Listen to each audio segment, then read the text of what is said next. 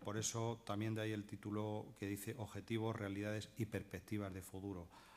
Cosas que se atisbaban que podían ocurrir, pues veremos cómo han ido evolucionando, de ahí realidades. Y lo de las perspectivas de futuro, pues en el contexto general en el que estamos situados, pues vamos a ver también que esto se hace muy complicado. Pero ya, sin más preámbulo, le dejo la palabra a él y... Perdón un momento, Ángel, que a la carta. Iba a leer lo del rector y entonces quiero leerlo antes de que empiece. En la carta dice, es exactamente la misma la que se ha mandado a todos los rectores de las 6 universidades madrileñas. Estimado señor rector, apreciado compañero en la docencia y en la investigación universitaria. Desde la posición en que te encuentras, eres de los primeros en ser consciente de la situación de excepción en la que están las universidades del Estado español y, en concreto, las de la Comunidad de Madrid. Asfixia financiera, imposición de planes de estudios carentes de rigor científico y, en muchos casos, antipedagógicos, amenazas de leyes restrictivas para la autonomía universitaria y la democracia dentro de las universidades, sucesivos proyectos de endurecimiento de los derechos reconocidos al personal docente e investigador, etc. Sin tratar de ser exhaustivo, un sinfín de medidas con las que las diferentes administraciones educativas de uno y otro color político parecen rivalizar en su lucha por hacer de la universidad el instrumento de lucro que unos pocos reclaman, aunque ello resulte de escasa utilidad para los intereses del conjunto de la sociedad. Por todas estas razones, la Asamblea de Profesores de las Universidades Madrileñas hemos convocado el jueves 3 de noviembre una jornada de reflexión de la comunidad universitaria con la que pretendemos hacer honor al papel que como profesores universitarios e intelectuales tenemos, dando a conocer nuestra preocupación tanto al conjunto de la comunidad universitaria como al resto de la sociedad.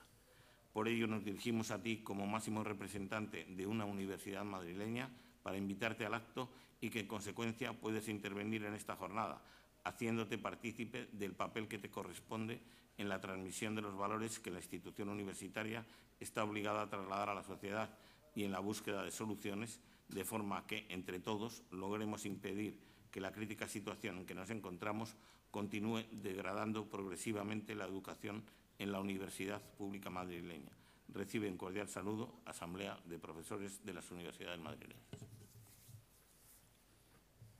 Bueno, pues sin más, Enrique. Digo que sin más pasamos a que Enrique pues, presente su ponencia. Simplemente me parece que hay que hacer la conexión para que vas a poner PowerPoint. Vale. Sí. Pues que podamos. Ya está. Vale, perfecto. Pues muchas gracias, buenos días y perdón por el retraso, pero los trenes desde que desmontaron los ferrocarriles y ahora solo hay AVE suelen llegar con bastante retraso.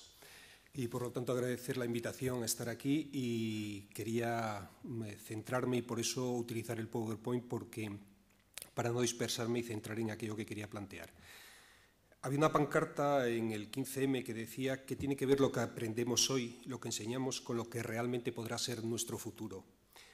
Y alguna gente que estaba en el 15M en León se preguntaba qué sentido tiene continuar encerrados en las universidades cuando se estuvo.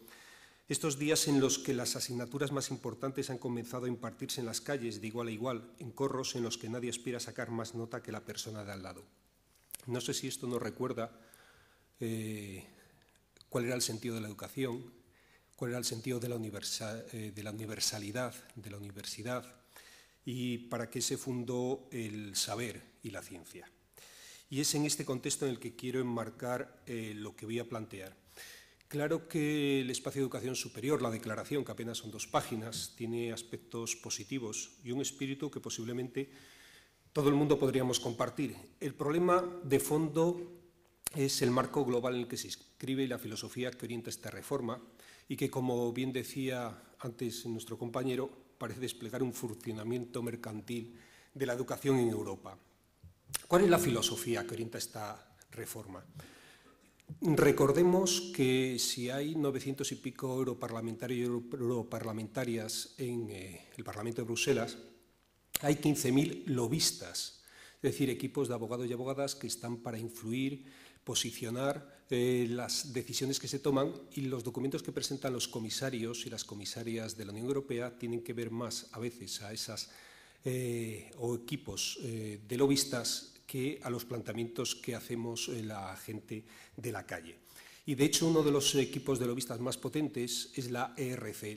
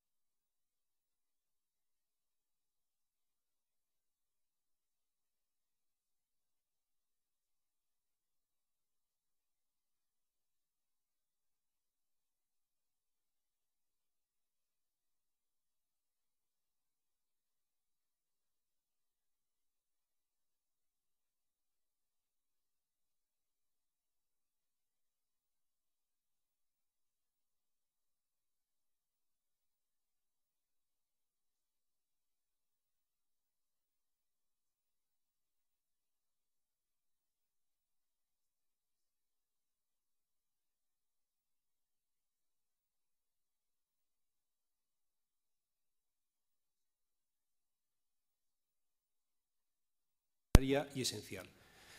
¿Cuáles son las consecuencias?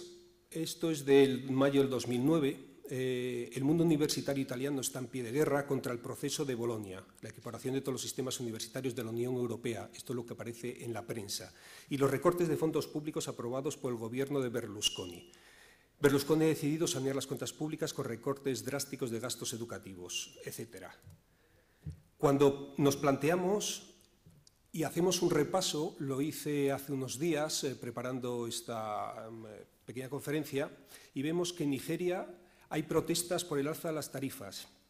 En Los Ángeles, protestas por alza de costes de la universidad. En Malawi, los estudiantes protestan por préstamos de la matrícula y están siendo arrestados. En Chile, los conocemos todos porque eso sí ha llegado a la prensa. En Italia, las protestas por corte de las becas. En Inglaterra, protestas por recortes a las artes en las universidades. En Nueva Zelanda, en Valencia, en Francia, en Wisconsin. Es decir, podemos hacer un largo etcétera y decir, está pasando en todo el mundo. Porque las reformas son prácticamente idénticas y se reconocen en todas partes del mundo. ¿Qué es lo que está pasando? Y es la tesis central que voy a tratar de desarrollar muy brevemente. Y es que estamos asistiendo a una privatización a escala mundial. De dos formas, abriendo la educación superior a los mercados y con la consiguiente recorte de la asignación de recursos a lo público, con lo cual se está rompiendo la concepción de la educación social como un derecho social, y pasa a ser como un producto o un bien que algunos pueden adquirir. Y la segunda vía es adecuando la gestión de la educación superior a los principios y prácticas del mercado. No nos podemos olvidar de algo importante. El capitalismo se ha extendido por todo el planeta. No le queda prácticamente ningún rincón por conquistar. ¿Dónde quedaba el último Far West? La última frontera todavía libre, en los recursos públicos. Y están privatizando el planeta, el agua, la sanidad, la educación, absolutamente todo. La educación no pueden dejarla pasar de largo. Son 2 billones de dólares anuales lo que se mueve. Y esto es un suculento trozo del pastel, que es uno de los elementos básicos en el que se está moviendo el Fondo Monetario Internacional, la Organización Mundial del Comercio, para manejarse. Porque este es el marco que no podemos perder, es decir, Bolonia no es una cuestión solo de Europa. Bolonia responde a todo un proceso diseñado desde hace muchos años. Decía Susan George, les costó mucho tiempo, gastaron mucho dinero. Pero antes, Milton Friedman, Hayek, eran frikis de la economía que ni Dios admitía ningún congreso académico. Hoy día son el libro de cabecera de los mayores dirigentes del mundo. Les costó mucho dinero, les costó tiempo, pero crearon fundaciones, crearon revistas, impulsaron artículos académicos, dieron conferencias, movieron un montón, la Fundación Rockefeller y otras muchas, y así llegaron. Claro, cuando nosotros decimos es que aquí Esperanza Aguirre está privatizando la educación infantil, primaria, eso va a venir por la educación superior. No, Esperanza Aguirre no es una iluminada.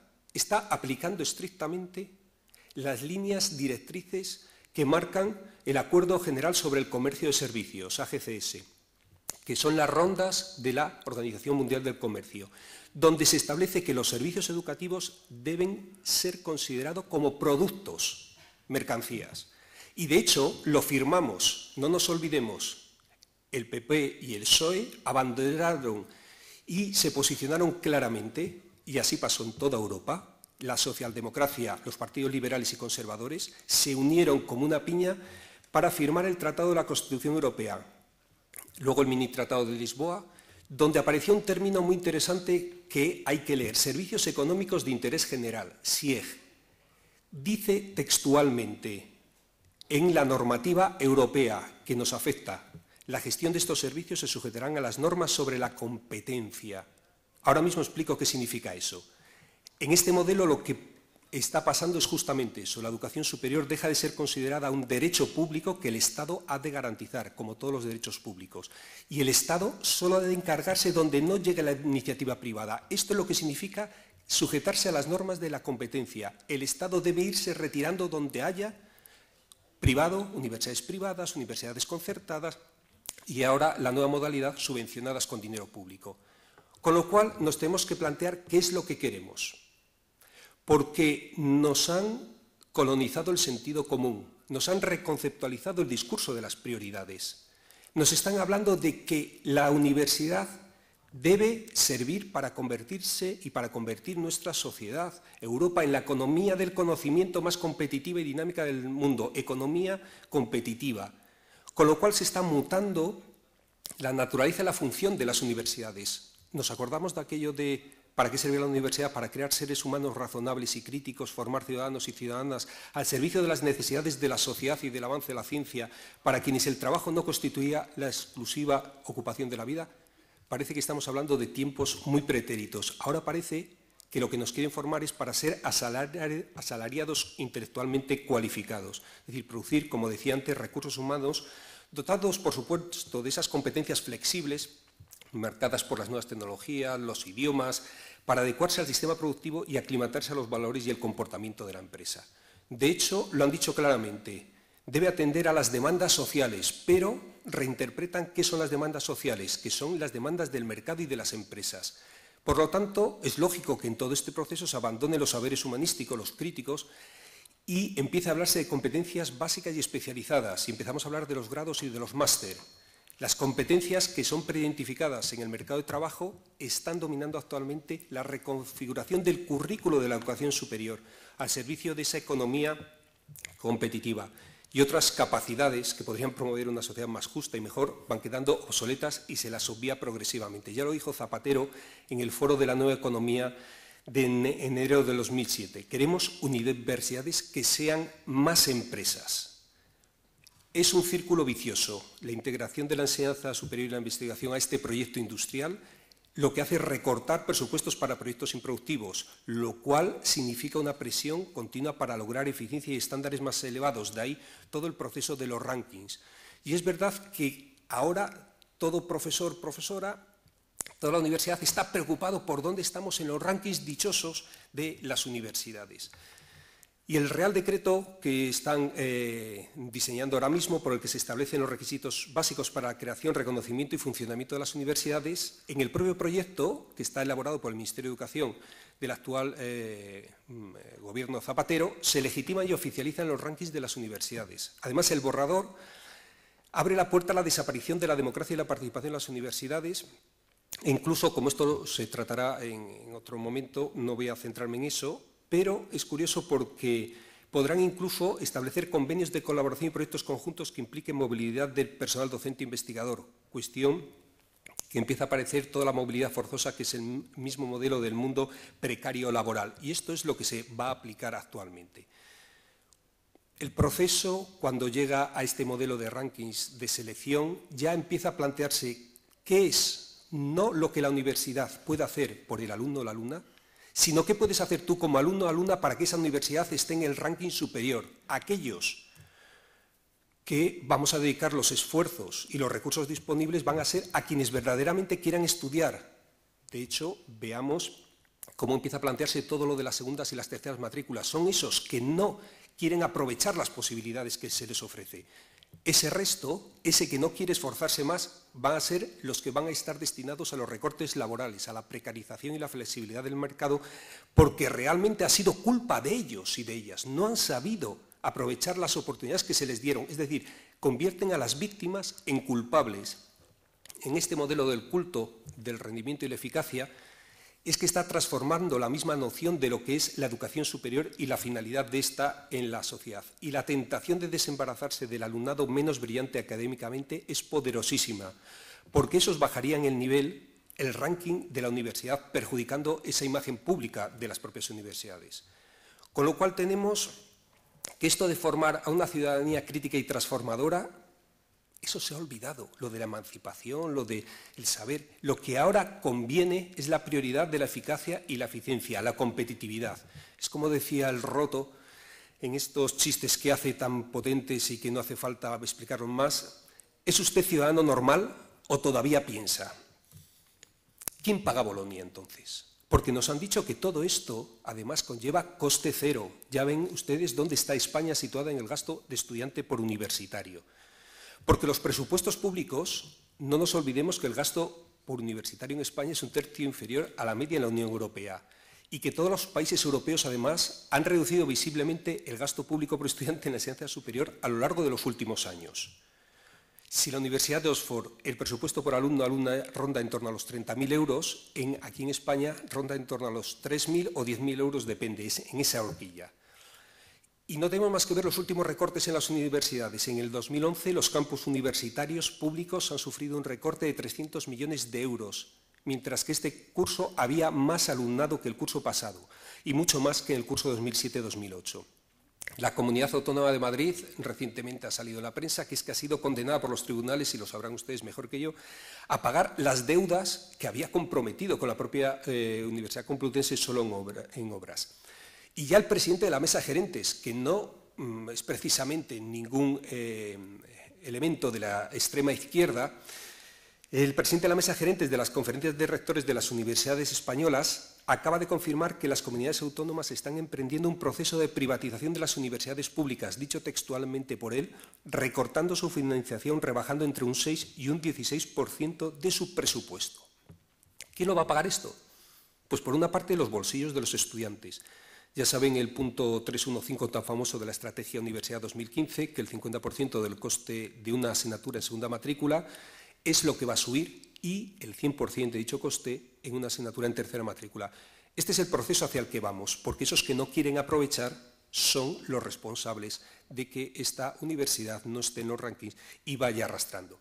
Y ya lo sabemos de antemano, la división entre los máster y los grados. Los grados son de carácter generalista, orientados más a lo profesional que a lo científico, dejando el conocimiento especializado para los posgrados, que son los que van a contar para acceder a los puestos mejor remunerados del mercado laboral. Incluso algunos son obligatorios. Pero ¿quién no va a hacer ya ahora un máster si se lo puede pagar? Claro está. Y máster tan curiosos como el liderazgo y gestión de la ciencia, que cuesta la friolera de, lo ponía por ahí, no me acuerdo, 15.000 y pico euros. 15.750 euros cuesta este.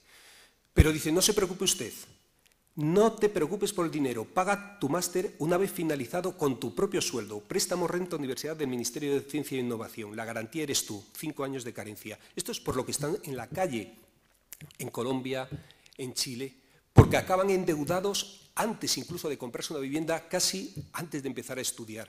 Los chicos y las chicas. Ya tenemos posgrados tan llamativos como el posgrado en surf. El campus de Bidasoa de la Universidad de Mondragón impartirá desde el próximo año el primer posgrado español de ámbito universitario que permitirá formar a profesionales para la industria del surf y otros deportes de deslizamiento con el objetivo de expandir y consolidar una industria de deslizamiento propia. Casi 3.000 euros el asunto este. Eso es como las industrias farmacéuticas cuando nos quejamos. Es que están investigando sobre la liposucción y no sobre la viruela. Bueno, es que aquí lo que se va a hacer son este tipo de máster que son rentables económicamente. Porque las autoridades públicas se están desentendiendo de la financiación. Es la otra vía, que cada universidad se autofinancie y por la otra parte que los alumnos paguen esa beca préstamo, con lo cual, de derecho que era inicialmente accesible a toda la ciudadanía, a una prerrogativa que se financia a quienes puedan devolver esa inversión. Es muy interesante leer el informe Universidad 2000, les recomiendo esa parte de financiación donde aparecía que la gratuidad de la enseñanza superior no solo no promueve el esfuerzo de los estudiantes, sino que además hace el efecto, como cuando aquí se habla desde la derecha, del efecto llamada de inmigrantes. Pues lo mismo, el efecto de llamada a estudiantes que no tienen posibilidades. La segunda vía de financiación, y con esto voy cerrando, la financiación privada. A las universidades se las está condicionando la financiación pública a obtener financiación privada. Y ahí vienen todas las líneas de los contratos programa. Esto es lo que se ha llamado capitalismo académico, que es un nuevo macartismo ideológico. Deja al mercado el cuidado de repartir los recursos y las recompensas. No puede, con leer la documentación oficial es muy potente porque se ve. El problema es que en todo el mundo las universidades estamos ofreciendo nuestras instalaciones científicas, nuestra credibilidad académica o la poca que nos queda para que las empresas nos utilicen. Y los donantes están imponiendo el logotipo en las paredes y el mobiliario, vuelven a bautizar los edificios y promueven cátedras a cambio de una denominación que revela lógicamente el origen de los fondos. Con nombres tan sonoros como la de profesor emérito de administraciones de hoteles y restaurantes de Taco Bell en la Universidad Estatal de Washington, y estoy poniendo casos reales, o la cátedra telefónica de la Universidad de Oviedo, o la cátedra Almirante Bonaparte de las Fuerzas Armadas en la Universidad de León. Supongo que dentro de poco tendremos también aquí la cátedra de urbanismo Paco el Pocero. Lógicamente, la investigación que promueve de estas cátedras responde ¿a qué? A los intereses de quienes las patrocinan, no solo porque son los que las financian, sino porque ante ellos es ante quienes hay que demostrar la eficacia de su inversión a través de resultados tangibles y que produzcan beneficios. Y sobre todo porque además son los que recortan y definen los temas de interés de las investigaciones y las prioridades de las mismas. ¿Quién va a financiar entonces temáticas de interés para las minorías, para las mujeres de clase trabajadora, para la gente empobrecida, por ejemplo? ¿Dónde queda eso? Y ya este es el modelo que se impera en todas las universidades, el asalto a la empresa. 2 investigadores de León crean una spin-off para gestionar residuos. Está situada en las propias instituciones universitarias y este es el modelo hacia el que vamos. La apropiación privada de recursos públicos, inversiones públicas, se gestiona, se encuentra un descubrimiento y se explota privadamente el chiringuito. La LRU hablaba de apoyar el desarrollo económico, la LOU y la LONLOU, la transferencia al servicio del desarrollo económico, pero ahora, con la nueva normativa, son las spin-off, que Carmen Díaz, la exministra, estaba tan metida en este mundo. Empresas creadas por investigadores universitarios para explotar resultados de investigación. Todo esto está modificando la ideología académica de universidad como divulgador universal del conocimiento a ética mercantilista. Lógicamente, ¿qué cursos de formación nos dan en nuestra universidad? Ciclo de talleres sobre propiedad industrial e intelectual, segunda jornada sobre creación de empresas desde el ámbito universitario. Y todo esto conlleva además la tercera vía, y con acabo finalmente, que es introducir, la tercera vía es introducir los modelos de la empresa privada en la gestión pública. Y nos tenemos que preguntar por qué un porcentaje altísimo de los miembros de los consejos sociales que tienen competencias en fijar las tasas y decidir los presupuestos, así como las políticas de plantilla, son miembros de grandes empresas y entidades financieras. Ahí tienen algunos de ellos. De hecho, sus puestos han sido copados por representantes de grandes empresas y del mundo financiero que lo que están imponiendo son criterios empresariales de gestión. A los rectores se les reconoce fundamentalmente porque parecen ya agentes comerciales que van buscando fuentes de financiación y parece que van repartiendo de casa en casa y firmando convenios. Y el gerente de mi universidad cobra bastante más que el rector. De hecho, ahí tenemos que el presidente del Consejo Social de la Universidad de Zaragoza, el otro candidato era Amado Franco, de presidente de Ibercaja, es José Luis Marqués, de la General Motors, y el Consejo Social de la UNED estaba presidido por César Alierta, presidente ejecutivo de Telefónica. Ya lo dijo el que fue en su momento presidente de la COE. En el Plan Estratégico de la COE para la Economía Española 2008-2012 nos hemos propuesto consolidar una participación empresarial activa en el conjunto de los sistemas y políticas de educación y formación en todos sus niveles y también en la participación de los órganos de las universidades. Más adelante se hablará de esto, del documento de la gobernanza, no voy a entrar en ello, de la Fundación CID y la Conferencia de Rectores, pero ya decía ahí, El rector debería ser designado por una junta de gobierno de entre varios candidatos que serán reconocidos gestores propuestos por el claustro universitario. Además, el salario del rector subiría para equipararlo al de un alto ejecutivo. Los decanos y directores de centros serían elegidos por el rector directamente. Parece que la gestión democrática es algo que es impresentable en una empresa. Ya lo decía alguno de sus dirigentes, ¿desde cuándo los trabajadores y trabajadoras eligen a su patrono? Este es el modelo hacia el que vamos. En conclusión, el único plan Bolonia que estamos conociendo es más incremento de tasas y otros pagos. El otro día fui a gestionar un certificado en título académico para un conocido y de una semana a otra subió de 230 a 280 euros, es decir, un 22%, cuando recuerden lo que suben el IPC en todo caso, si lo suben a la gente que está trabajando. Un profesorado más precario y con cada vez mayor intensificación de su trabajo. En mi universidad echan al profesorado asociado en verano para no pagarles las vacaciones y les contratan el primer día que empieza la universidad, el 26 de septiembre. Solo vemos la rentabilidad como único criterio de planificación universitaria y una formación reducida al entrenamiento de habilidades funcionales para un precariado mundo laboral. Yo creo que lo que nos tenemos que plantear realmente son los auténticos problemas de la universidad. El déficit y mala conservación de infraestructuras universitarias, la insuficiente y escasa financiación pública, la dificultad para configurar una educación superior que forme ciudadanos y ciudadanas críticas, cuestionamiento del mecenazgo de la universidad pública, metodologías de enseñanza obsoletas, estructuras de gobierno universitarias poco participativas y democráticas, pérdida de la autonomía universitaria, precariedad en las condiciones de trabajo de investigadores e investigadoras, de profesorado contratado, becarios y becarias. Estos son los auténticos problemas. Por tanto, con la excusa de la crisis, lo que se está realizando es una reforma de la educación superior, convirtiéndola en un negocio reservado exclusivamente a quien pueda costearse las elevadas tasas que habrán de exigir unas universidades que recibirán cada vez menos recursos públicos. Esto es lo que hizo Pinochet en Chile, esta es la reforma en Colombia y esta es la aplicación en España de la Estrategia Universidad 15, el Plan Bolonia en sus primeros pasos. Si en Chile y en Colombia la comunidad universitaria está reclamando en las calles una educación pública gratuita y de calidad en la universidad, ¿para cuándo empezaremos en España? De hecho, estudiantes y profesorado de las universidades públicas catalanas han decidido convocar una huelga general para protestar contra los recortes en educación superior para el 17 de noviembre. ¿Nuestras universidades se unirán o dejaremos que siga adelante el modelo privatizador de la educación superior? Muchas gracias.